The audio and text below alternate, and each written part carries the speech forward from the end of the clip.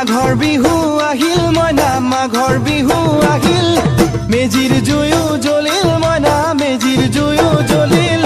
মাঘৰ বিহু আহিল মইনা মাঘৰ বিহু আহিল মেজিৰ জুয়ো জ্বলিল মইনা মেজিৰ জুয়ো জ্বলিল হয় মাঘৰ বিহুলৈ আৰু মাজত মাথো কেইটামান দিন বাকী আৰু এতিয়া ৰাজ্যৰ বিভিন্ন প্ৰান্তত দেখা পোৱা গৈছে এতিয়া ভেলাঘৰ নিৰ্মাণত ব্যস্ত হৈ পৰিছে ৰাইজসকল আমি বৰ্তমান উপস্থিত আছোঁ লখিমপুৰ জিলাৰ হাৰিবৰ দলনিত আৰু এই হাৰিবৰ দলনিত এতিয়া এটা সুন্দৰকৈ ভেলাঘৰ নিৰ্মাণ কৰি সাজি উলিয়াইছে এই স্থানীয় ৰাইজসকলে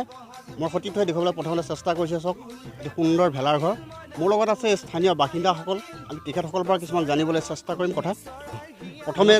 লখিমপুৰ বুলেটিনৰ তৰফৰ পৰা আপোনালৈ মাঘৰ বিহুৰ শুভেচ্ছা জনালোঁ ধন্যবাদ আমি হাৰিবৰ নাহৰণি বৃহৎ এখন গাঁও আমি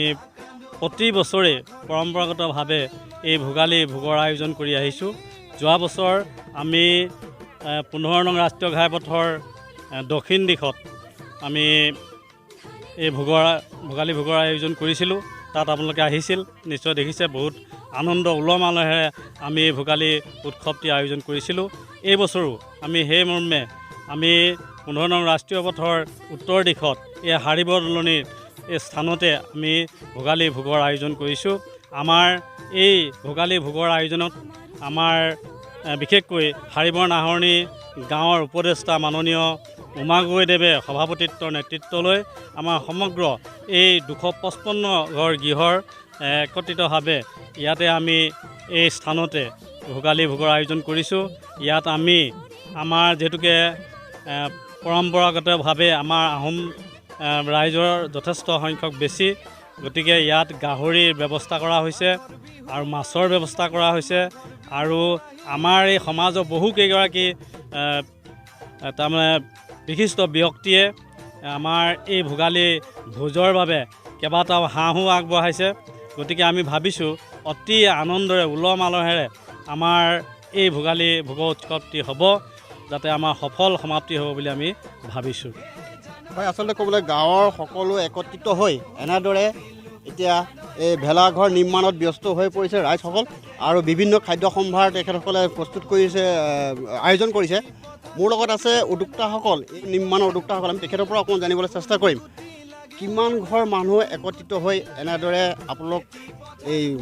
ভোগালী উদযাপন কৰিবলৈ আগবাঢ়িছে আমাৰ 240 ঘৰমান মানুহ হ'ব 55 বা 240 ঘৰ আৰু আমি যাতে পৰম্পৰাটো চলি থাকে আমি এইটোৱে ভাবি আছোঁ একতা দলেৰে আমি তাৰমানে ইমানকেইঘৰ মানুহ একেলগতে আমি থাকি এসাঁজ খোৱাৰ আমাৰ তাৰমানে হেৰি শক্তিটো ৰাখিম লক্ষ্য কৰি আছোঁ কি ক'ব আপুনি আমি হেঁপাহৰ ভোগালী বিভাগ প্ৰতি বছৰে আমি মানে পাতোঁ এই বছৰো সেইধৰণে আয়োজন কৰিছোঁ যোৱা বছৰ ভিতৰফালে পাতিছিলোঁ আমাৰ 4খন গাঁও আছে হাৰিবৰ নাহৰণি হাৰিবৰ তাৰপিছত কোঁৱৰপুৰ 4খনত প্ৰায় কৈছে 255 ঘৰমান আছে আমাৰ গৃহস্থী আছে আমি ইয়াত একেদৰে একেলগে ভোজ ভাত খোৱা হ'ব আৰু সকলোৰে মাজত এটা মিলা প্ৰীতিৰ এটা সদ্ভাৱ এটা সৃষ্টিৰ কাৰণে আমি এইটো প্ৰয়াস কৰা হৈছে আৰু যিটো আমাৰ বাপতি সাহোন আমাৰ মাঘৰ বিহুটো আমি মানে পৰম্পৰাগত জীয়াই ৰখাৰ আমি এটা প্ৰয়াস কৰিছোঁ যিহেতু আজিকালি যুৱ সমাজৰ মাজত প্ৰায় দেখা পোৱা নাযায় যে এনেদৰে একত্ৰিত হৈ এনেদৰে ভেলাঘৰ সাজি হয় সেইটো অৱশ্যে হয় আজিকালি ব্যক্তিগত হিচাপে বেছিকৈ মানে মেজি পাতে আৰু ঘৰতে খায় কিন্তু সেইটো আমাৰ ব্যক্তিকেন্দ্ৰিক কৰি তোলে কি এইটো হ'ল আমাৰ সমাজকেন্দ্ৰিক হ'ব একেলগে খাব পৰাটো একেলগে একেখন মানে সহভোজন হ'ব এইটো আমাৰ সমাজকেন্দ্ৰিক সকলো কি কাৰ্যসূচী আপোনালোকে হাতত ৰাখিছে আমাৰ ইয়াত কাৰ্যসূচী আছে ল'ৰা ছোৱালীবিলাকৰ অলপ খেলা ধূলা আছে কলগছ দিয়া হ'ব কলগছত মানে